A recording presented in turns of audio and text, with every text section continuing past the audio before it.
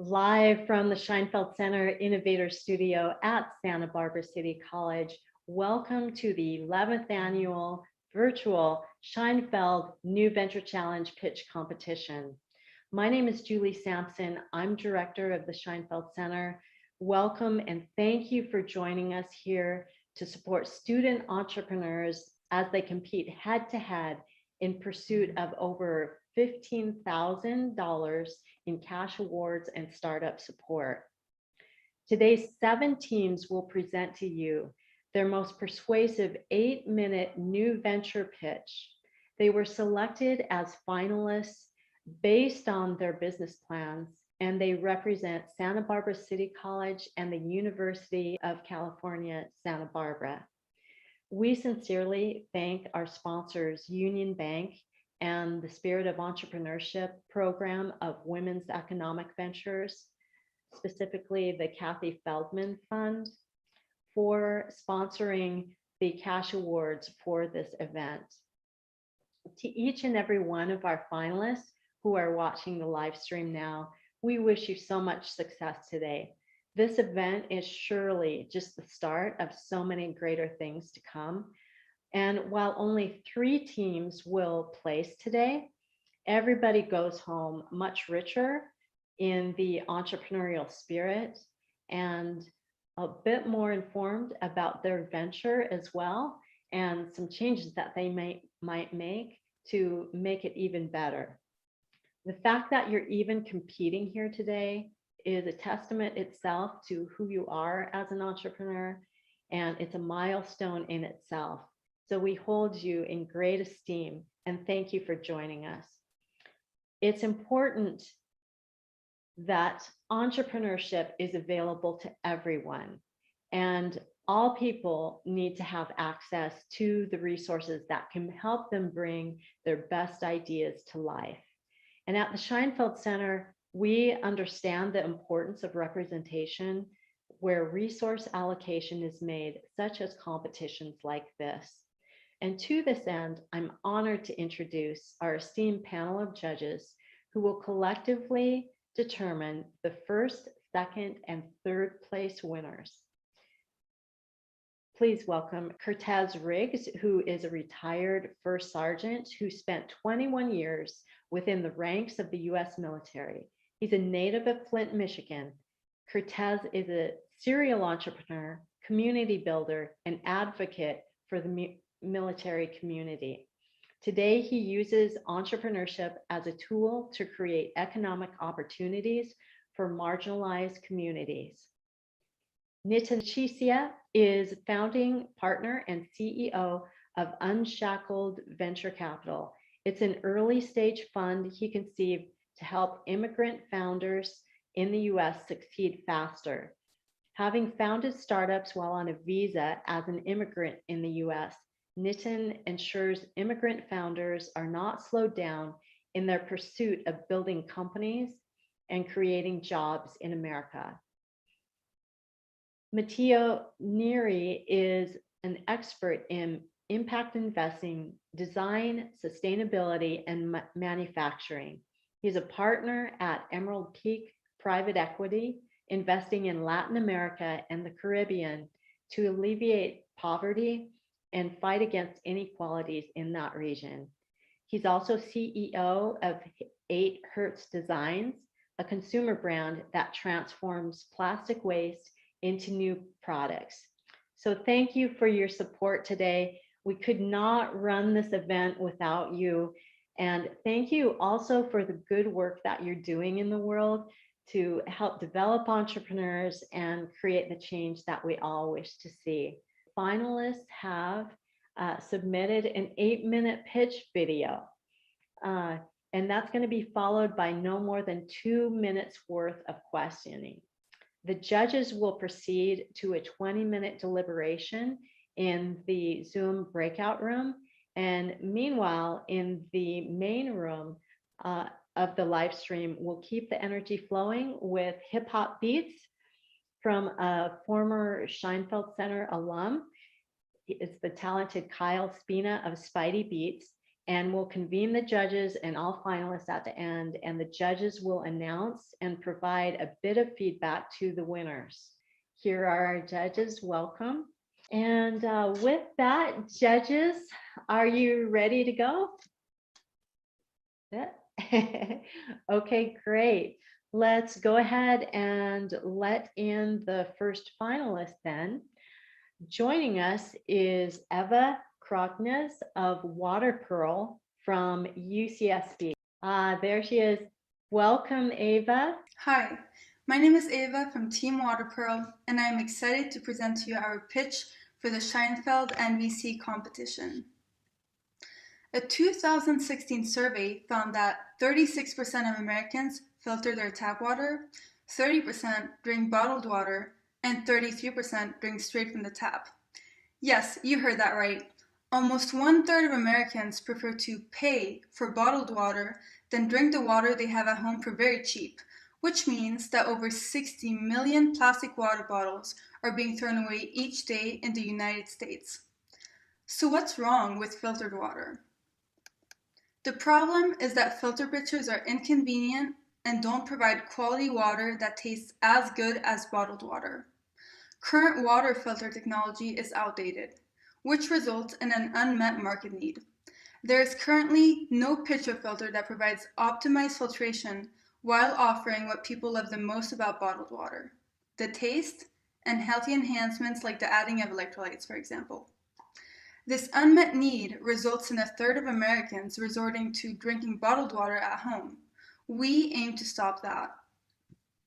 We are on a mission to help people worldwide get access to better water by reinventing conventional tap water filtration. We are designing a portable water filter that provides better filtration than leading pitchers due to a continual filtration system, while also remineralizing water and adding electrolytes. Water insecurity is a massive issue, as 1 in 3 people globally do not have access to safe drinking water. With each purchase, Water Pearl supports charities that work towards clean water access and partners with sustainable initiatives. Water Pearl is a small, rechargeable water filter that can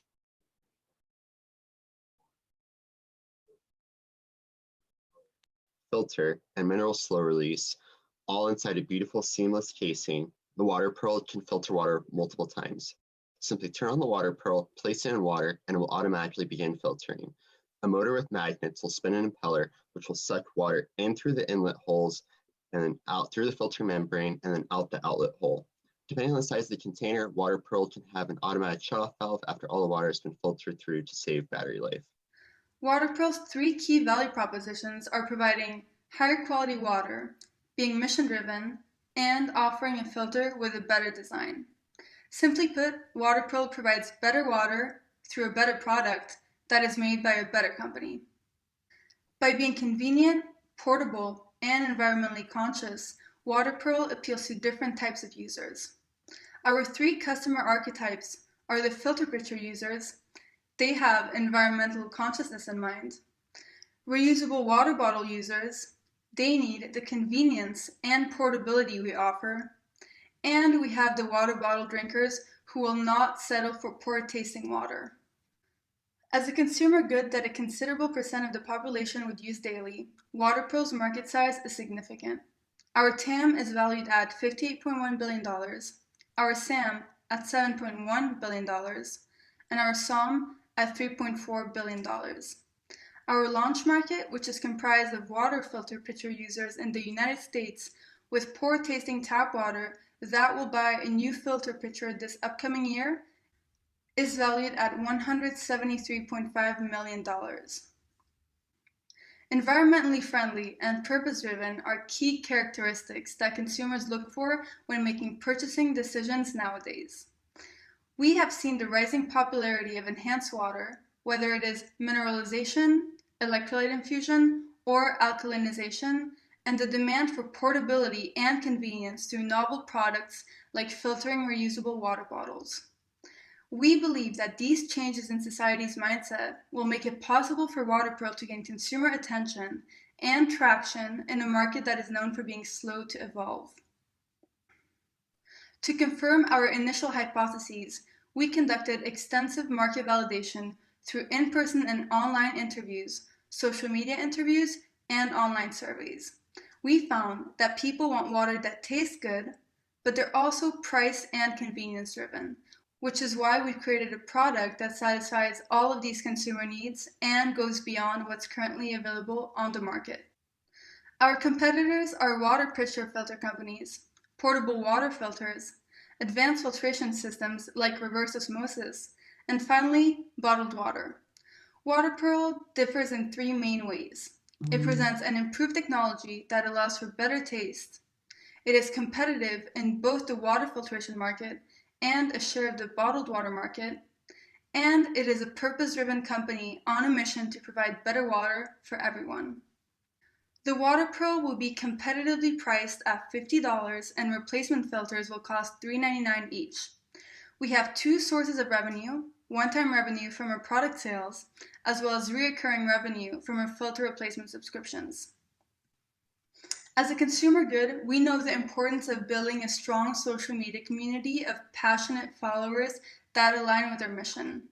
Our pre-launch go-to-market plan is therefore focused on gaining traction and market attention through a strong social media presence. We will be looking towards partnerships and features after our launch. The Water Pearl team is led by myself. I'm a biopsychology junior at UCSB. With previous entrepreneurship experience as well as a thorough understanding of consumer psychology and behavior through my education, I lead business strategy and R&D. Jackson is a senior mechanical engineer at UCSB. With a shared passion for sustainability and entrepreneurship, as well as access to engineering mentors and manufacturing advisors in his department, Jackson is a product engineer. Here are some important metrics that we calculated with the help of our mentors and advisors, and that we have used to calculate our financial projections for the next 3 years. We are excited and humbled to have been chosen to compete as finalists for the Scheinfeld competition.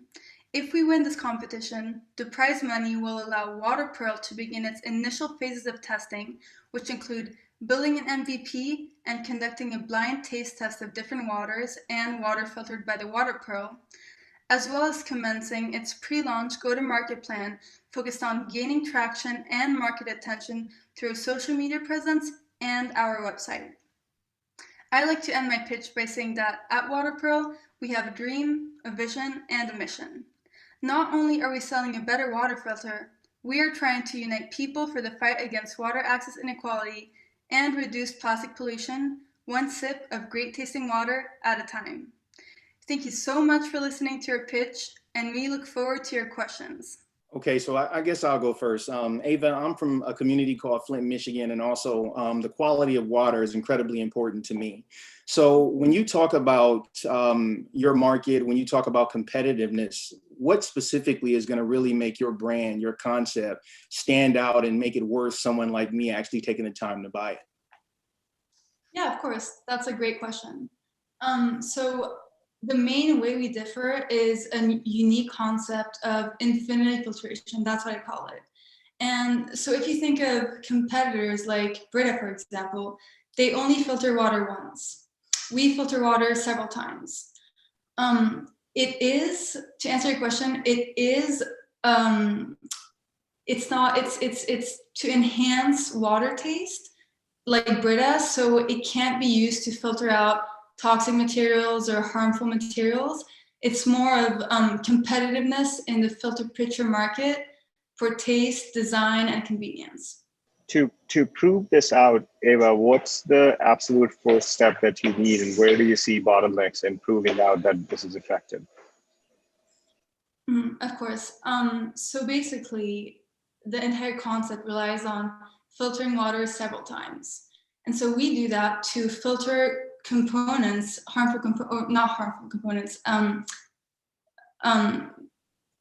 chlorine components more effectively through continual filtration. And to test this out, we're gonna work on an MVP as well as conducting a taste test to make sure that the taste and the quality of the water will be improved with continuous filtration. How long is your filtration product last compared to the top competitor? Yes, so it will run for a certain time depending on the size of the container. It can be used in water bottles or water pitchers.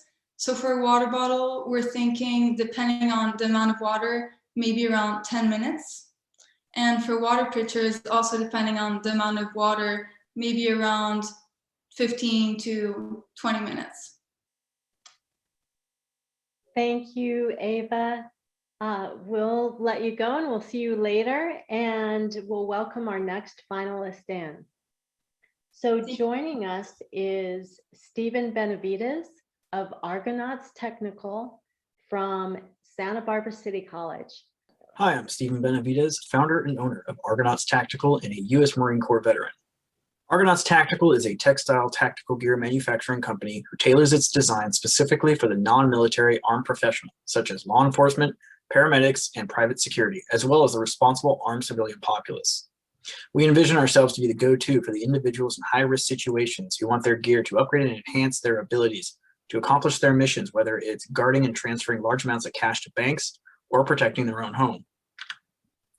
The opportunity for this business venture opened up for Argonauts in 2020 due to the doubling of firearm ownership, defunding of police, and civil unrest, which has caused the demand for private security and tactical gear to surpass the supply available. Talks within the industry during online live streams with industry leader Isaac Botkin indicate that they were already having difficulty keeping up with the demand starting back a few years prior, as more military personnel were getting out of the military and entering the private sector, and firearm owners became more aware of the industry itself. For many firearm owners who own for self and home defense, after purchasing a firearm, the next step is to purchase tactical gear such as plate carriers, chest rigs, and medical pouches, and tactical belts that complement their needs. This in turn raised a new issue, as nearly all the prominent competitors in the industry designed for military use, as they all compete for those big government contracts.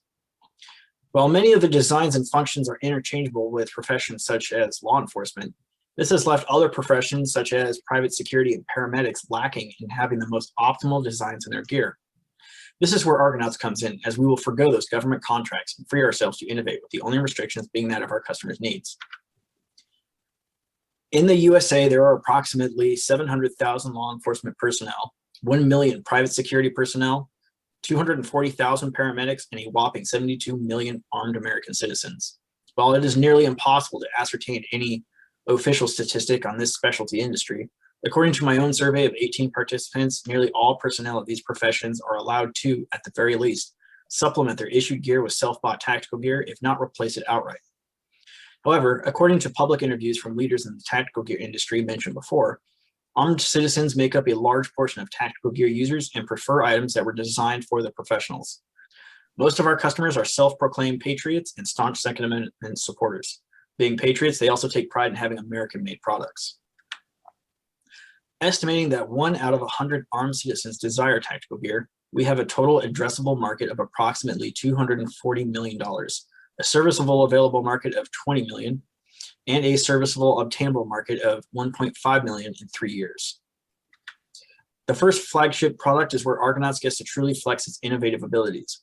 This is the Lumbar Individual First Aid Kit, or IFAK, and is a true complement to any plate carrier. One of the biggest issues I have had personally while serving in the military is just how bulky most medical pouches are. For many armed jobs such as law enforcement, paramedics, and armored truck drivers, being in a vehicle is one of the most uncomfortable, movement-restrictive places to be while wearing tactical gear. This is where these professions spend a majority of their time, which can increase the chances of developing severe back pain. While other competitors have successfully created smaller pouches, none of them have considered using the bulkiness to their advantage. This product places the IFAK inside of a sleeve that is attached to the bottom of the back of the plate carrier and is shaped in such a way to act as proper back support when leaned against. The pouch is held in place by a strap that can be unbuckled, revealing a handle that allows the pouch to be quickly pulled out of the sleeve from either side for ease of deployment. Not only does this help those who work primarily in a vehicle, the placement also benefits those who aren't by keeping it out of the way for optimal mobility. Our other two flagship products will be a plate carrier and chest rig, which are the most sought after products in the industry. They are both what is known as load-bearing gear. The difference between the two is that the plate carrier can hold armor, which can be bought separately through the appropriate vendor, and a chest rig does not. The load-bearing functionality allows the wearer to customize their loadout by attaching other pouches and accessories that carry mission-essential items such as magazines, handcuffs, radios, and so on. Other pouches will include, but are not limited to, tactical belts, which are load-bearing belts, magazine pouches, and administrative pouches. Our chest rig will also be the first of its kind that use the same side strap, known as a cummerbund, which all plate carriers use. This allows any setup that the individual has on their cummerbund to be swapped out between the two depending on their mission requirements. Ferro Concepts and Cryo Precision are the most desired of the tactical gear brands, followed closely by T-Rex Arms. However, Ferro Concepts and Cryo Precision are indirect competitors as they primarily and exclusively, respectfully, designed for military use. T-Rex Arms has mid-tier quality, but they excel in their customer relations through their use of social media, giving them a massive following on that alone. However, where they falter is that they do not specialize in textile tactical gear, but instead in Kydex pistol holsters. Our year one sales goal is $380,000 or 2,750 units. All marketing will be done through the use of social media, as this is the growing method of customer communications. Phase one will begin targeted ads on Facebook and Instagram, as well as comprehensive, informative videos of our products on YouTube. Phase two will consist of Instagram Ask Stories and YouTube live streams for direct customer engagement after we reach approximately 5,000 followers. As you can see, I've prepared my first year financial projections. It takes a conservative view of potential sales and expansion rate despite the high demand of the industry and a liberal view of expenses. Revenue is projected at approximately $380,000 by the end of the first year, with total expenses being $329,000, giving a net profit of $51,000. Because I will be manufacturing multiple products, I used averages to find the profit margin per unit, which is 77% or $107 per unit.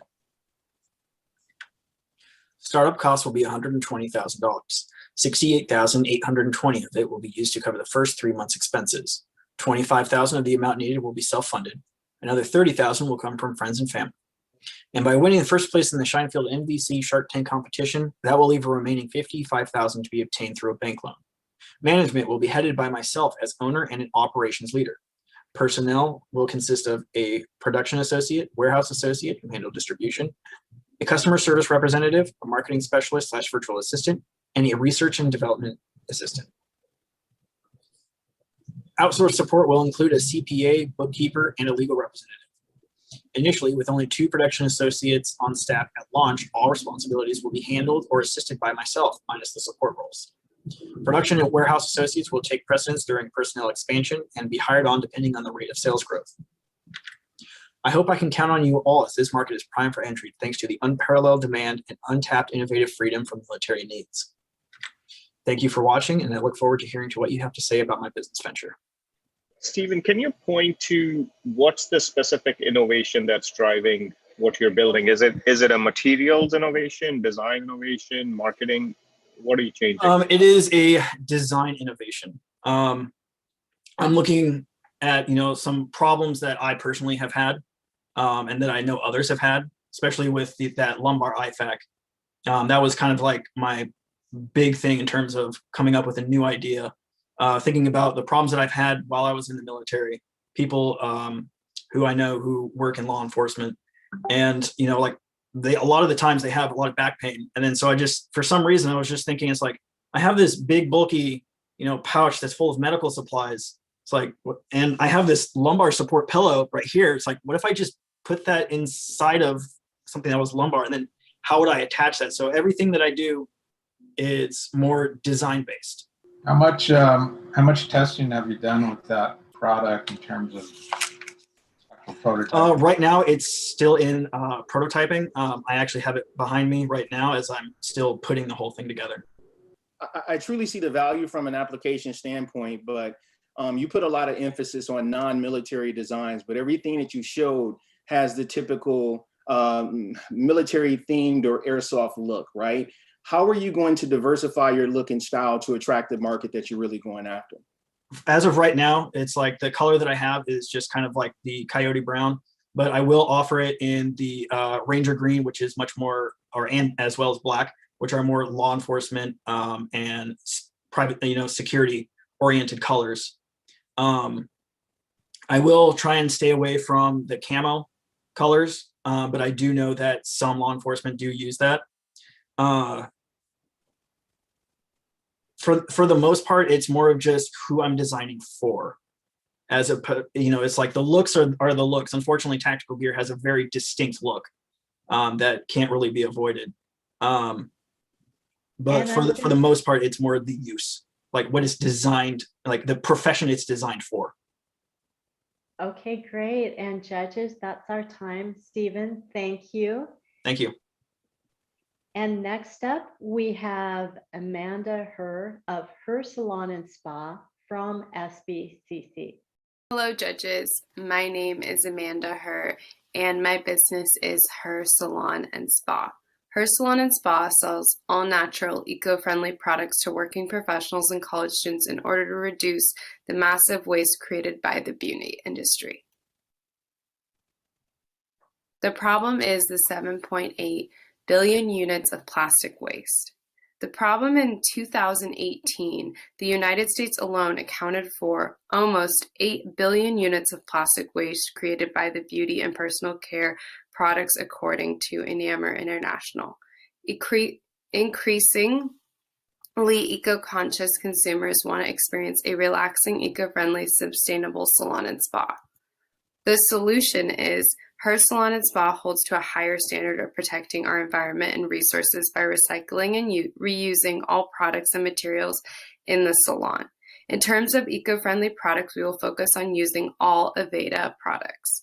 For instance, we are the only salon in the area that carries a premier product known as Inca Glow, which comes from Brazil. This product straightens curly hair using 11 organic amino acids to ensure perfectly smooth hair. Inca oil is rich in fatty acids such as omega-3, 6, and 9, appealing to our customers' desire for natural products. Our customer analysis is Hur Salon and Spa is designed for working professionals who reside in Goleta, California. According to the population estimate as of July 2019 for the city of Goleta, there are 50% female persons, over 11,000 households that hold a bachelor's degree or higher, and a median income of, in 2018 dollars, $98K. My primary market consists of individuals who are health conscious, who only buy all natural, eco-friendly, cruelty-free products. When a customer steps in Hur Salon and Spa, they hear relaxing music, smell freshly baked treats, and will be warmly greeted. Our customers will find us by our social media platform of Instagram, our website, as well as Facebook, and by word of mouth and by coming into the salon. The two product lines we will be using is Aveda and Inca Glow. As I stated before, Inca Glow is a product from Brazil, and we will be sourcing our distributor that has Inca Glow will be on the island of Oahu in Hawaii. And Aveda's, I will read Aveda's mission statement. They are an all-natural, vegan, all plant-based product beauty line, and this is their mission statement. Our mission at Aveda is to care for the world we live in. From the products we make to the ways in which we give back to society, at Aveda we strive to set an example for environmental leadership and responsibility, not just in the world of beauty, but around the world. Market opportunity for beauty salons. There's a 1.3 billion in the US total available market. There's 100 million available service market in California, and there's 98K in Goleta for the service obtainable market. There's a 4.75% annual industrial growth rate. And for our competition, okay. So we've completed 20 surveys with early adopters in our target market, and these are the competitors that they're using. The Color Room in Santa Barbara, Sheer Artistry Salon, and Cutting Edge are both located in Goleta, as well as us will be located in Goleta. The two things met by all the salons are availability and inclusivity, and they all engage the community. We are the only one that is going to be affordable and charge less than all of our competition, as well as we are going to be the only one that has the product Inca Glow. And the Color Room and Cutting Edge do not use eco-friendly products. So our biggest competitor with using eco-friendly products in Goleta will be Sheer Artistry, because they are also an Aveda salon.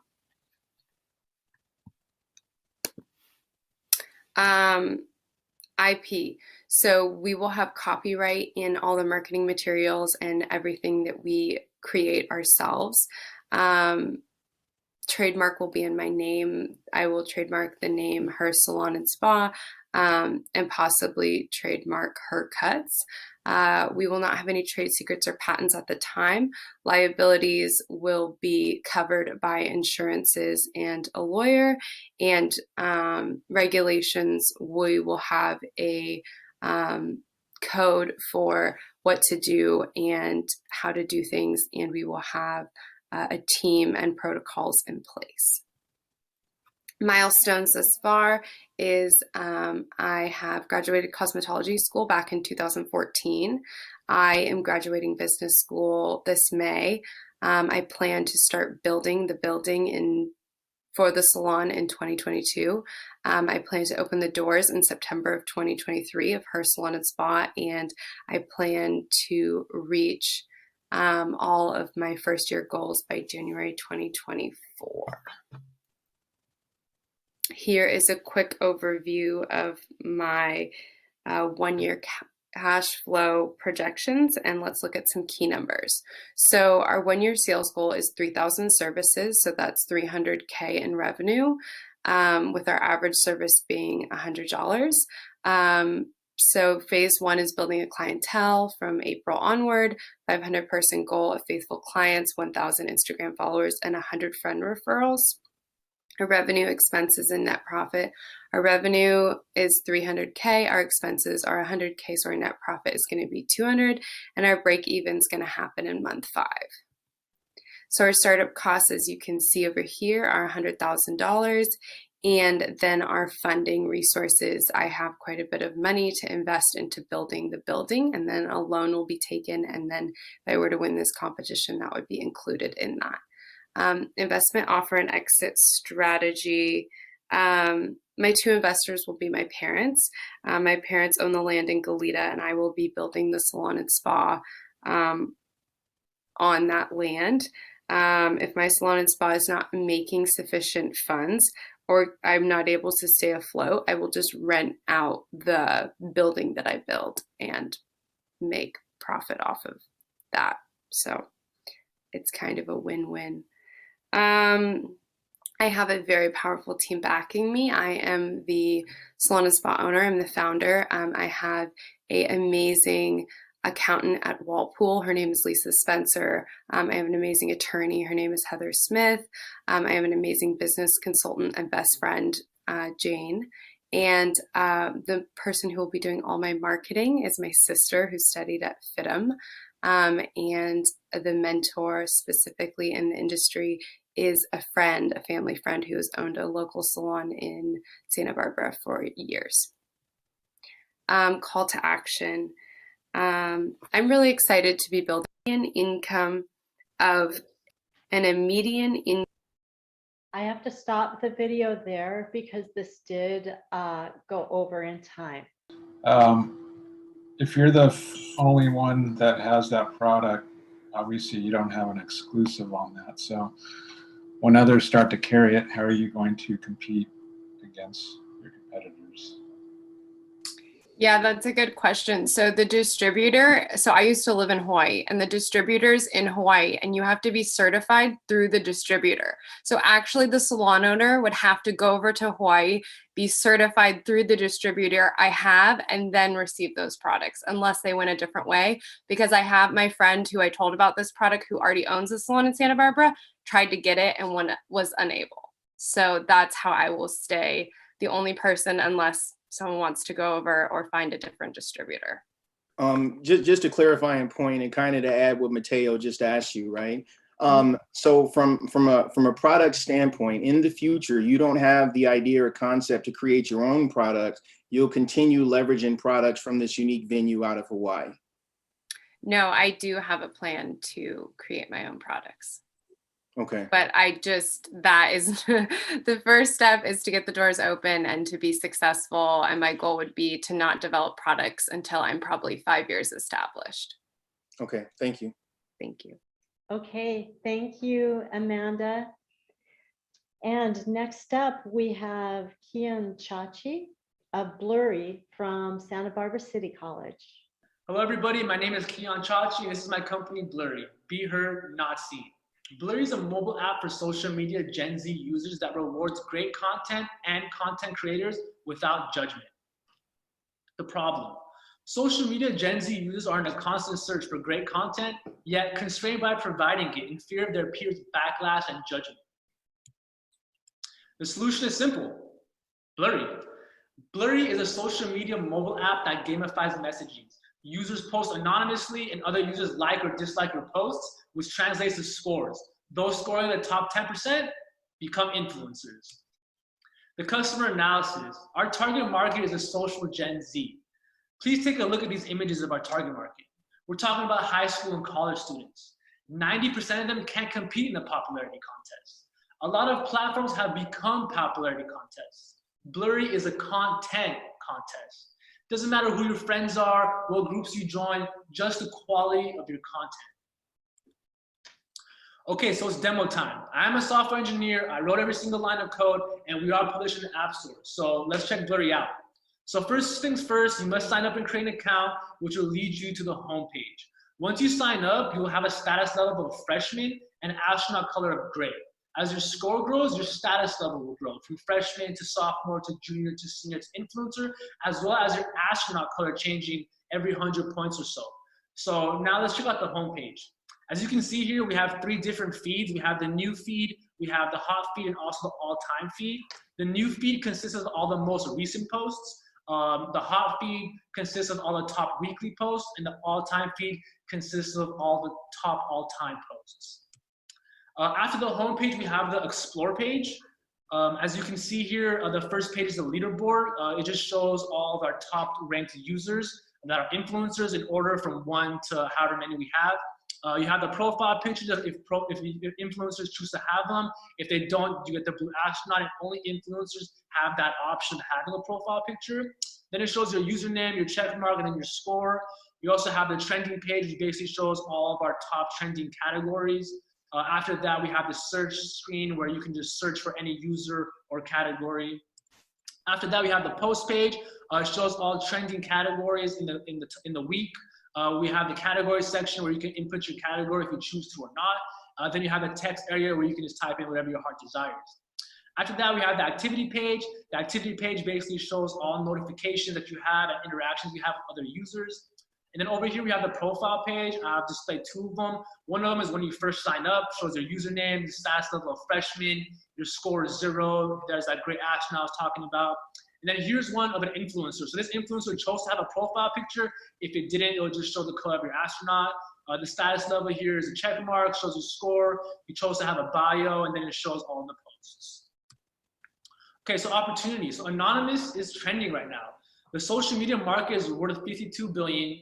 Reddit is valued at $3 billion. Team Blind is valued at $400 million, and the market growth is around 16%. So competitors. So we have 5 differentiations with our social media competitors that matter for our users. So mobile orientated, that knocks out Reddit, as well as more desktop orientated. We have anonymous, which knocks out TikTok because obviously it's not anonymous. We have image required, which knocks out Whisper. I guess Whisper requires you to post text over an image. Don't ask me why. Text orientated, we only have Yik Yak that applies. And then gamified, the only one that applies is TikTok. But of course, not only are we taking gamified to the next level, but we're also an anonymous version and text-based. IP and legal. So Bluriii is a registered S corp in the state of California. We have submitted our copyright and fictitious business name.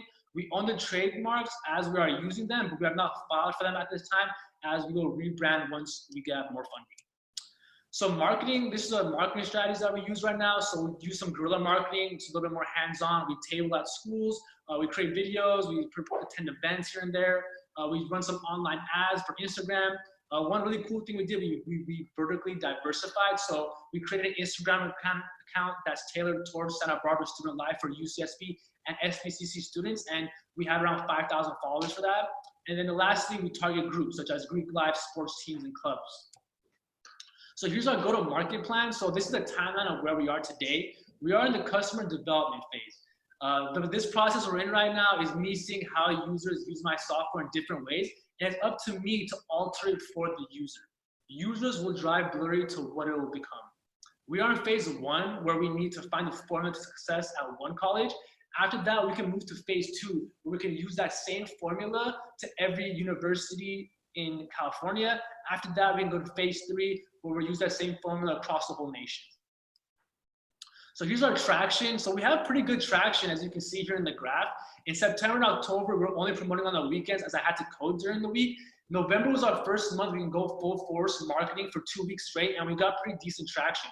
We were getting an average of 5 downloads a day, and we also received 2 competitive users. These are users who come onto the app and they create 20 alternative accounts to boost their score to the top of the leaderboard. And our next step here is to get roughly 10 to 100 of these competitive users that will help the app basically go viral. So here's our financial analysis. I'm just going to go ahead and highlight the most important points in the next couple slides. So our monetization strategy. So first things first, we're able to monetize off of ads, and we currently have ads already on the app right now. Second, we can monetize our data once we hit 1 million users. And then third, we can monetize the game aspect. This is all just fun and games. The sky's the limit here. You can pay to boost your personal score, pay to get more likes, pay to have a special color or picture. It's all fun and creative stuff. So break even. So we break even at around $15,000, and to reach that, we need around 25,000 active users. Each active user sees roughly 300 impressions a month, and for each impression, we get paid 0.002. Once we times all that together, we get $15,000. The cost of customer acquisition, our monthly total cost is around $1,800, consisting of code advice, artwork, marketing, and ads. Our cost of customer acquisition is around $11 for November, as we got 150 downloads. But once we hit 700 downloads a month, our cost of customer acquisition will be around 2.5. And once we get to 700 a week, we'll be around 60 cents. So investment offer, so we are seeking pre-seed investment around 25,000 to 100,000, but we're looking for someone who not only sees the vision, but can help us make the next jump. We currently have 1 convertible note for $25,000, not including all the money that I put into this. And we're currently applying to accelerators. And hopefully we have the pitch competition here today at demo day. Our exit strategy, are we looking to go public or get acquired by a big player that's looking for a social media outlet like Microsoft? So here's the team. You have myself as the founder and CEO. We have my roommate here, Zach, who's a UCSB alumni and also works at Yardi. The rest of the team comprises of SBCC and UCSB students that are either help with the business side of things or that are ambassadors. So why invest in Bluriii? Because I'm all in. I've been working on this for 1.5 years now. I have traction. It'll only continue to grow, and I want you to be invested with me and for us to win together. I want to thank Ms. Sampson and Ms. Schelling for a great semester, and I want to thank the judges for their time being here today. Thank you. Kian, ethics in tech is an interesting and evolving concept. How do you think of ethics, especially in the world of anonymized content? I mean, ethics is super important. I mean, that's why Yik Yak failed. I mean, I already have a couple of things already in line. So if there's any racial terms or certain types of words that are offensive, I already have things set up in the software to automatically switch those words out and to add like, I love Chinese food or something like that to just totally ruin the whole post. So it's definitely something I thought about, and definitely something we need to control. And, you know, it's important if you want this to succeed. If I understood you correctly, you're deploying this across college campuses to begin. College campuses are fairly small. How do you protect Cortez from someone on your platform that may look at this as an opportunity to either slander me or just do something that could be considered disruptive? In what sense? I mean, someone like you to come onto the app and disrupt it. Can you give me an example? So you're creating content. Let's say the content that was created was something related to a specific individual at the school. Got you. Yeah. Okay, yeah, so that's why Yik Yak failed too. They had this 5-mile radius in a sense, so everything was sort of tailored. So high schools, it's really simple for someone to say, oh, something about Cortez Riggs, and it's super tailored because every time you go on the app, it is based on a 5-mile radius and what are the chances of X amount of Corsair rigs being at one school. But my app is a totally open ecosystem. So if someone says anything about Keon Chachi, they could be talking about a Keon Chachi in Florida. They could be talking about a Keon Chachi in Los Angeles. So at that point, it's really difficult to target individuals on the app. Okay, thank you so much, Keon. Next up, we have Mihir Gaunkar of Solaris from UCSB. You eat food, I eat food, everyone eats food. But the people that grow our crops in America overspend $24 billion a year on water, pesticides, and fertilizer. The reason for that is that they need high quality imagery, they need high quality data of their farms, but they do not have that. They need to learn about things like the health of their crops, the health of their soil, whether there are pests or not, and the weather. But right now, all they can really do is rely on past seasons, walking through their crops, maybe taking a couple pictures, and instinct.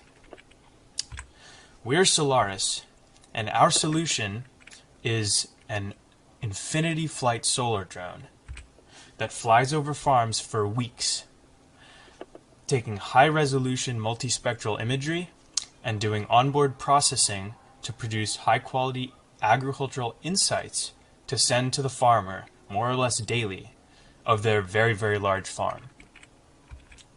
Right now, farmers, large farms, have a couple solutions that don't really cut it. They can use commercial drones like quadcopters that can do high resolution because they can fly at low altitudes, and they can also stream data back, but they don't have very long flight time. They can only fly for about an hour over maybe a couple hundred acres. Large farms use satellites. Satellites are great because they orbit the Earth perpetually, and they can cover an entire large farm of maybe tens of thousands of acres. But they have very low resolution image, very low image resolution, and it takes a couple days for their data to get back to the farmer. They also use manned aircraft, which, they can fly over large farms. They can fly at low altitudes if they need be, but they're extremely expensive because you need to pay for the airplane, you need to pay for the pilot, and gasoline. And they can also use ground sensors. Ground sensors are just not even feasible at the scale that we're talking about. You can't put ground sensors over tens of thousands of acres. Our solution flies over large farms. It can cover 10 acres per day, meaning they can fly over large farms every single day, flies at low altitudes, stays up in the air for weeks, and has onboard processing, can stream the data right back to the farmer. So our solution is superior to everything that's out there right now by a large margin.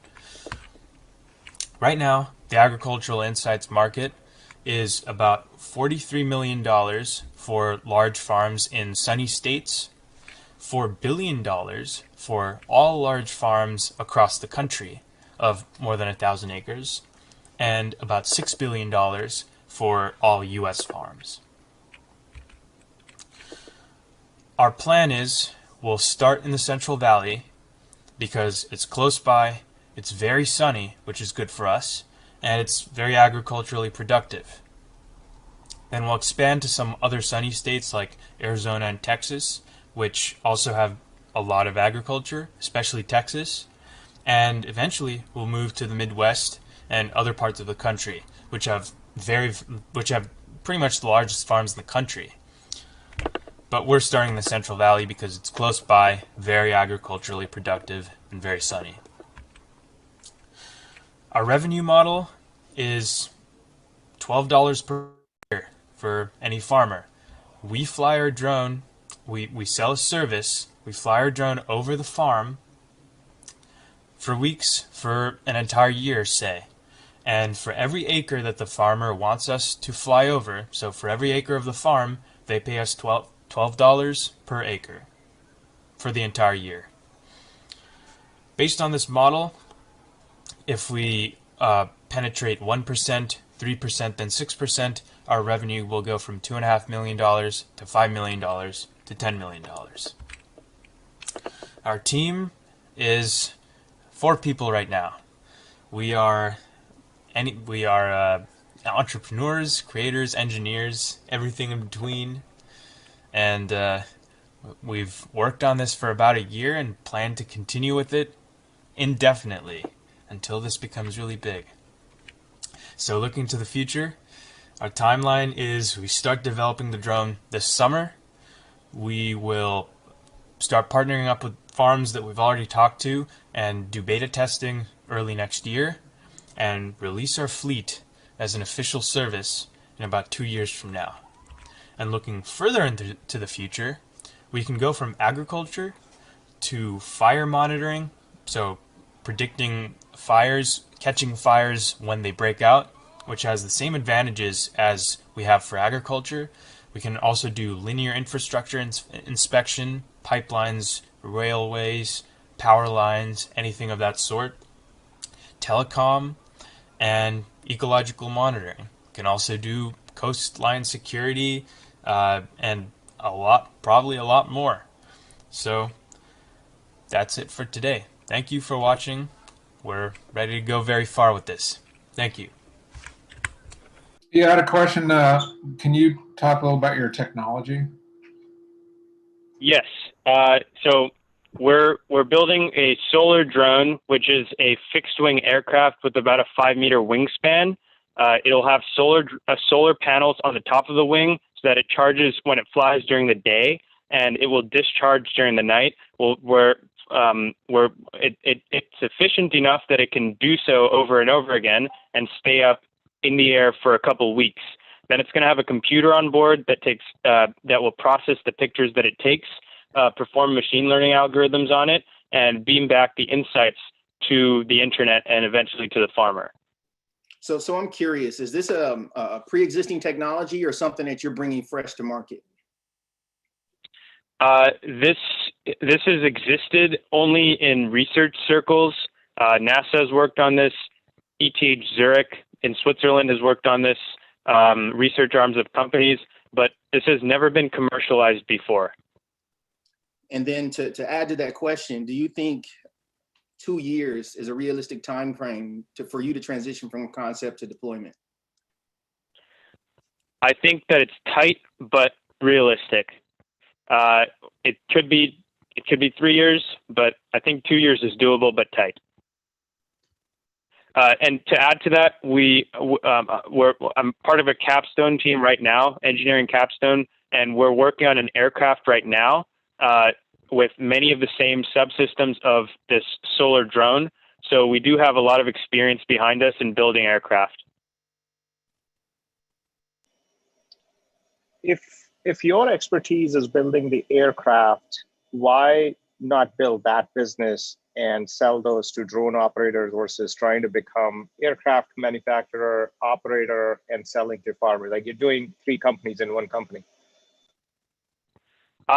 The reason is that doing all of these, integrating the processing with the aircraft is extremely important, and it's difficult to do that if you contract that out. In fact, it's like intimately linked to the aircraft.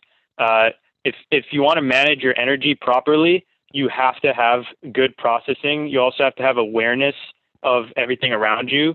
So the aircraft needs to detect, it needs to know what the weather conditions are, how hot its altitude, it can ride thermals, and in addition to that, where it is in the farm so that it can take the most efficient paths.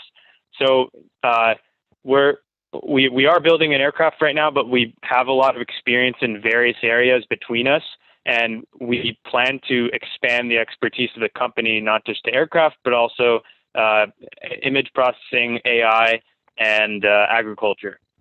How are you guys dealing with batteries? Batteries, of course, provide the energy of the airplane. Right now, we would just use lithium-ion batteries.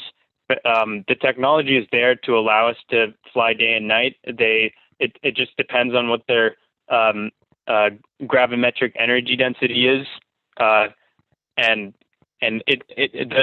The biggest challenge is in managing the energy while in flight. And judges, that's our time. And next Thank up, we have Elvis Idenate of Texas Tacos from SBCC. Good day, everyone. My name is Elvis Iduñate, and my business is called Texas Tacos. We serve affordable Texas-style breakfast tacos to college students in and around Isla Vista. The current problem in Isla Vista today is that there are no breakfast food options that are affordable, portable, and deliciously authentic. As a student in Isla Vista who tends to bike or skate mostly everywhere I'm going, I prefer an easy-to-go food option that I can get in a jiff. Isla Vista severely lacks breakfast options with only 2 breakfast restaurants, which can extend wait times to 25+ minutes. After speaking with over 30 other students, I quickly realized I wasn't alone on this issue. Our breakfast tacos are unique not only to Isla Vista, but California as a whole. We are the only business in Santa Barbara serving Texas-style breakfast tacos. Breakfast tacos are not only affordable, but fast to put together and authentically delicious. My target market is 27,000 people currently living in Isla Vista. Isla Vista has a 65% poverty rate, and this is because a lot of students are going to school full-time, giving them no time to work, therefore living on a strong budget for their college years. Buying $15 breakfast bagel sandwiches is not a smart financial option for most students. However, a $7 meal in the morning sounds a lot more attractive, especially when you're in a pinch for time. When we begin our operations, we will be in a trailer, which will streamline our customers in order to get the fastest turnover rate possible. The customer will order and pay in one window and wait for their name to be called out to pick up their tacos in another window. They will receive 6-inch long tacos that are easy to pack while the heat steams the tortilla and melts the cheese in the foil that it's wrapped in. Creating the tacos is fast and simple. Once ordered, the cook will simply warm up the tortilla and assemble the taco with pre-made ingredients set up in front of him. This makes the building process very quick and allows for students to have no longer than a 7-minute wait time, or 15 to 20 if we're really busy. We are currently in the perfect market for this business, being in a college town with over 18,000 students living in and around Isla Vista. Typically during the summer months, Isla Vista is a ghost town due to the students leaving back home. However, since COVID has ended, students are moving here quicker than they ever have before in order to get out of the house they've spent the whole recent year in. We've surveyed over 30 early adopters in our target market, and these are the competitors that they're using for breakfast options in Isla Vista. The points that motivate their purchases is affordability, fast service, and quality food. As you can see, none of my competition provides portable packaging for students traveling by skateboard or bike. And with Bagel Cafe being the most popular competitor, students responded that affordability and slow service keeps them from being a weekly customer. There were similar responses with Kahe Coffee Roasters, as that place carries a quality study environment, but isn't popular when it comes to grabbing a quick breakfast on the go for a good price. Spud Nuts was by far the least popular breakfast option, as donuts are not a very nutritional or filling breakfast. However, they are cheap and fast. Texas Tacos is the only business that satisfies all 4 factors. The legal requirements for my business would include vendor's permits and temporary street vendor's license if we were to move the trailer around the city of Santa Barbara. However, Goleta only requires a business license, but the trailer would have to operate within a private property in order to sell food. The logo that was designed was hand-drawn and paid for, and all falls under the common law trademark. I will also pay $100 a month for business insurance to ensure that I have protection over anyone willing to sue me due to the food I serve. I don't need to address trade secrets or regulatory for my business. We will target college students, and as the school year starts and COVID becomes less of an issue, students will be extra motivated to be moving back to Isla Vista. We will be marketing through social media like Instagram and Facebook, while also using flyers and stickers to spread the news about the company through word of mouth, as the company name deposits a good idea of what we are selling.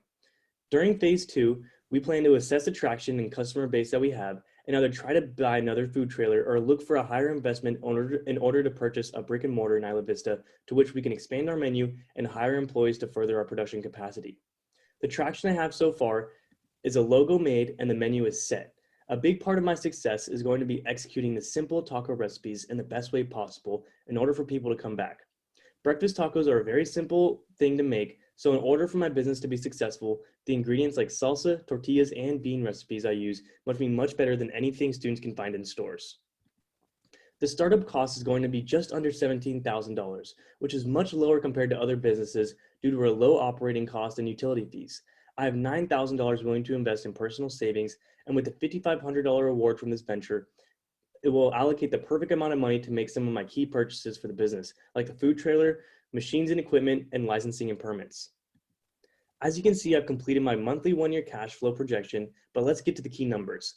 A lot of these numbers are quite understated due to the consideration of being a one-person team for the first year with minor help from friends and family. Our revenue goal for the first year will total $17,598.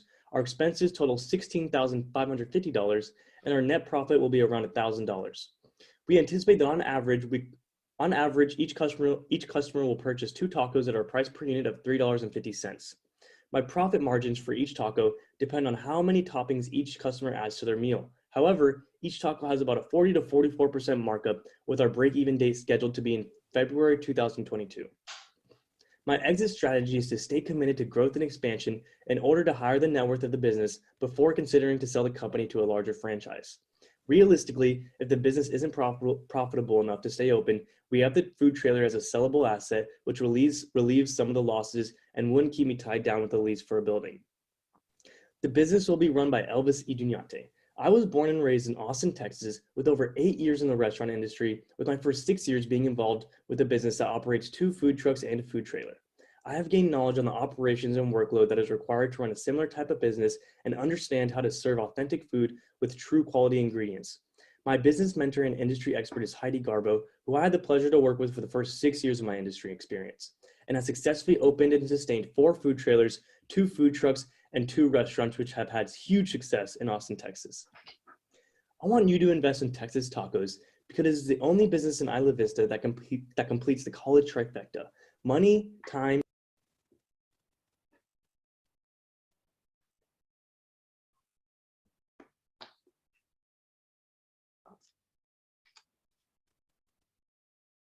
and food. Those are 3 things that every college student, not just in Isla Vista, but in America can use more of. Having a business that satisfies these 3 is destined for greatness. Also, according to recent numbers, California residents that make up the student body is slowly declining to include more out-of-state students. Therefore, more students that would be familiar with my product. Another contributing factor is COVID is finally on its decline, which is surging new students into Isla Vista sooner rather than later, due to the fact that all the students have been home for the past year in quarantine. Texas Tacos is a business that is serving a food item that is entirely new to Californians, but so nostalgically familiar to students from out of state that it would be something that they would have to try. I'm bringing a nostalgic comfort cuisine to California, and with a solid execution can make a simple breakfast item into a staple into the Isla Vista community. Thank you for listening. If you have any questions, please let me know. You got me hungry. That's the point. That's the point, Mr. Riggs. But are you planning any other food like burritos, or is it just one type of taco? So the taco, it's build your own. So there's a multitude of different tacos you can make: bean and cheese, potato, egg and cheese, whatever you like. However, if I do plan to expand to something bigger, I can totally bring in different items like queso, other Texas items, or just a larger menu to add to my my menu, obviously. Hey, Elvis, just looking at the numbers during phase 1, you're saying that your potential will begin at 250 tacos a week. On average, that breaks down to roughly 13 to 26 customers a day. Do you think you're selling yourself short considering the market that you're sitting in? Yes, sir. Yes, sir. Absolutely. I think that being a one-person team dealing with transactions and cooking the tacos, I didn't want to overstate my production capacity. However, I think I definitely could be able to push more tacos. I have another mentor back in Austin who is basically doing the same thing as a one-person team. And he told me, based on how long I'm going to be open, I can realistically serve about 25 to 50 tacos a day. Interesting. Okay.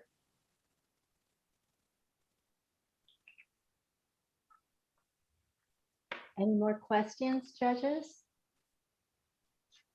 No, I just want to say your balance and energy, or your balance between energy and grounding is pretty remarkable. If the taco thing doesn't work out, come to Sunnyvale and my wife will have a job for you. Awesome, I'm there. It's an ice cream store. Thank you, sir. Thank you. I appreciate that. Okay, thank you. And next up, we have Milagros of Peruvian heritage. Hi, my name is Milagros Corne, and I am an international student from Peru who is attending Santa Barbara City College. For this competition, I create a business called Peruvian Heritage, and our mission is to support and show Peruvian culture as well as Peruvian artisans who crafted these beautiful, colorful, and sustainable bags. Problem. The problem that we are trying to solve through selling these bags is to improve the life of the artisan and their family by bringing their products into the view of a wider audience. Grocio Prado is a small town located north of Lima, Peru. The community has a long-standing history of economic struggle. This struggle has been amplified by the COVID-19 pandemic. Grocio Prado is a city that is located 3 hours from the capital of Peru. The city has a lot of history and culture revolving around the straw, which is the raw material used to make these bags. Our mission is to support the families of Grocio Prado through selling these bags. Solution. Through these straw bags, we are going to help the city of Grocio Prado financially because producing a bag a day allows a family of 5 to be able to put food on their table for a whole day. For them to have an economic impact per family, it is 100 straw bags per month or 2,000 straw bags for the entire community that makes an economic change. Customer analysis. An opportunity we see in this market is that our product is one of a kind with no one other product in the industry trying to do what we're trying to do. Pushing the uniqueness of our product design alongside its international benefits to underpaid workers will be our driving points. Entering the market with our product holds promise as this style of bag has been increasing in demand in Europe. Most fashion trends from Europe trends to the United States. The area we are in has a large enough market for us to start up at our own pace, but also provides ample opportunity for future growth. Demonstration. Our plan is to market our line as an alternative to existing fashion lines because this brand is going to support the Peruvian artisan community and these straw bags are eco-friendly. We plan to build a fashion line that is sustainable, innovative, and versatile. We have created a diverse promotional plan that includes a range of marketing communications aimed at showing how the bags were made, who makes them, and how these bags help keep decent people employed. Design and manufacturing. I began by designing the straw bags on a sheet of paper. The design ranged from 6 different models of straw bags. I went to Peru for 15 days to find the artisan who made the bags and collected some story of these bags and some photo from the city of Grocio Prado, who is typical of the kind of bags. I drove out of the city of Lima for 3 hours to the city of Grocio Prado, where you find the artisan, because in this location there are typical straw bags. We find an association of artisans directed by Mr. Tsaiko, who has operated this business with this amazing Asian technique. I discussed the design of the bags with Mr. Tsaiko and I contracted his salary for the straw bags. Then we took the handbags to a seamstress that is responsible for embroidering fabric inside to the handbags. At the same time, she placed a label with the name of the brand on the inside. On the other hand, in the center of the city of Lima, we sent to make the bags that cover the straw bags with that brand's logo. In total, there are 4 people involved in the work of the bags. Our customer is going to be satisfied with the product of Peruvian heritage because we use the best Peruvian resource to create these straw bags. Market opportunity. Of the 1,357 inhabitants of Santa Barbara, 36,542 fit the handbag target market. Our sum will equal 36,542. Our model is set to sell 80,200 bags in the first year, roughly 57 bags a month. This will lower our sum at less 1. A market risk we face as a new startup is credibility, given that we have not yet gained on credibility. It's hard to start a new company when you have no credibility for your brand of product. We want to create a captivating look for the brand as to easy potential customers through own credibility and not being seen as a noob in the industry. We want to look experienced. Distribution and logistics. Peruvian Heritage will start with online transaction via the Peruvian Heritage website and physical transaction and its main source of income. Farmers market and word to mouth will be our main means of physical distribution.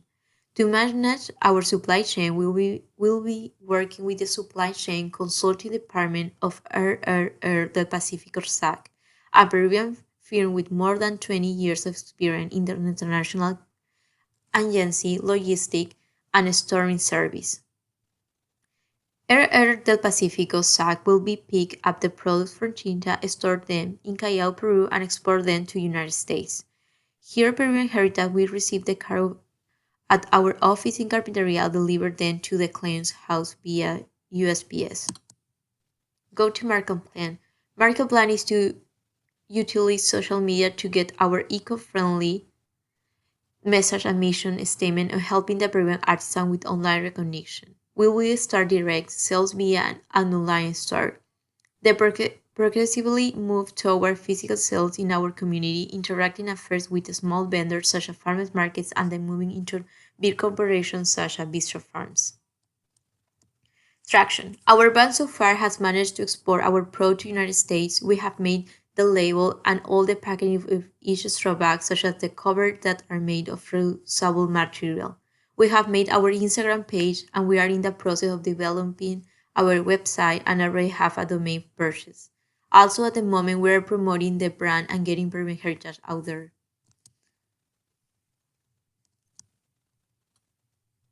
COGS per unit. Items: 700 bags. The cost is 5,600. Freight in 1,200 per 100 bags equal 700 per 1,200. Cost 8,400. Packaging is $5 per bag per 700 is the cost is 3,500. Labor 13 per hour per 2 hours per 700 is 140. Total 17,640 divided 700 equal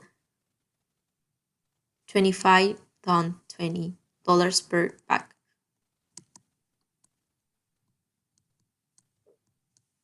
Rationale for viability. We are confident that the current market will favor our product and allow us to grow. We base the prediction of feedback from the potential customer that we acquire on social media and in person. We have 25 clientele that have requests to be notified when we begin sale of the product to the public, reassuring us there is a market for our product. Utilizing the free routes to promote your product on social media, we have gained viewers. Now we will begin to pay for advertising on social media and have reason to believe that the response will be positive use as our free promotional campaign was. Investment offer exit strategy. We are willing to offer 10% stake in the company for 13,000. Our model is set to multiply the investment by 5x by the 6th year of operation. An exit strategy will be selling the company after the 6th year and investment return are met. Possibly are married with another company, and depending on our competition, a buyout could also be favorable. Team. Milagros Corner is the hands-on president of the company, but managing the daily operation of the Peruvian heritage. As a owner, Milagros Corner develops business strategies, manages the marketing for the Instagram and website, and is the designer of the bag. Andrew McCurry will manage the finance of the company. Why invest in the Peruvian heritage? Market viability, eco-friendly, profit margin, direct impact of people in need, priority, and early signs of market validation. Thank you. Hello, I'm curious. Considering this is a new product, I love the concept, I love the story. Have you considered an alternative, I should say median, like maybe Etsy as a place to deploy your product first? Yes, I consider that first because it's more easy to create a website, and I think I'm gonna start with Etsy like these first months, and then I'm gonna work in building my website for the next month. What is your cost to make the product? Because it looks like you're selling it for $8, if I'm mistaken.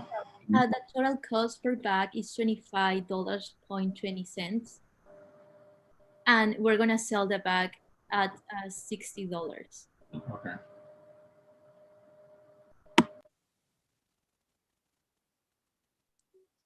I mean, I would just add, since the bag is behind you, could you open up the inside of it?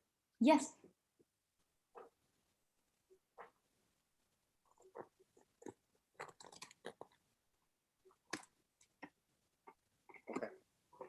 And the logo brand is here. Okay, thank you.